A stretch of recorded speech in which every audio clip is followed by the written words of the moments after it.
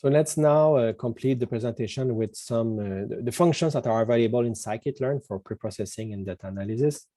So we have different ways of computing the scaling. You know, we have the min-max scalar, which is the basic scaling that we saw at the first slides of the presentation, which is scaling according to minimum maximum value. This is quite simple. We have also the scale approach, which is doing a standardization to achieve a zero mean unit standard deviation distribution of our data.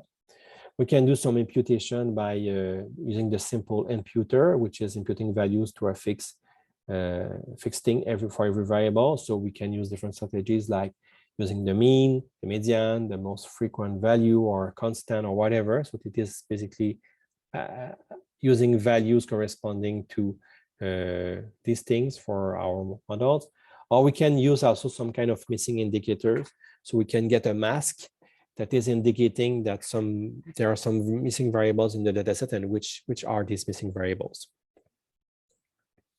In terms of feature selection, we have also implementation of various univariate selection approaches, like variance threshold. So basically select the features with variance greater than some given threshold. We have the select k-best or select percentile, which retain the best k or the top percentile features according to a given performance measures. So based on different measurements like this one. We have backward selection according to some model coefficient. So basically we have an object that is used for selection, and we use it to pick up a set of features from the original feature set. And we have a step value, so we know the number of features that are removed by each iteration. We can remove more than one. We can remove 2, 3, 4 if we wish.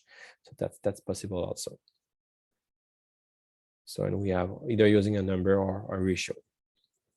We also have what we call select from model.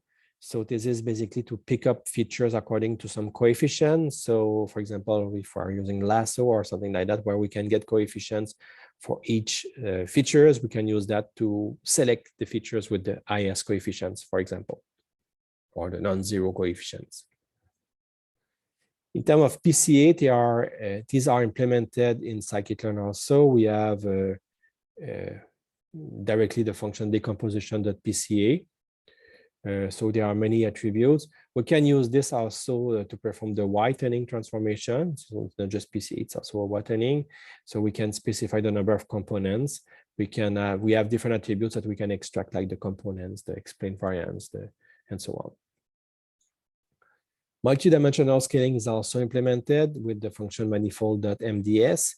So with this, we just specify the dimensionality of the dimension of the destination space, whether or not we are using a metric, and what kind of dissimilarity measure we are using. By default, it is Euclidean. We can use also TSNE with the manifold.tsne function. So basically giving it the number of components and some kind of perplexity parameter that is linked to the number of neighbors used. And there are some others nonlinear manifold learning algorithms that are implemented that have not been described today, but are kind of useful also, like isomap, local linear embedding, or Laplacian eigenmaps. These are interesting approaches that are also quite effective and may make some other nonlinear manifold learning on some given datasets.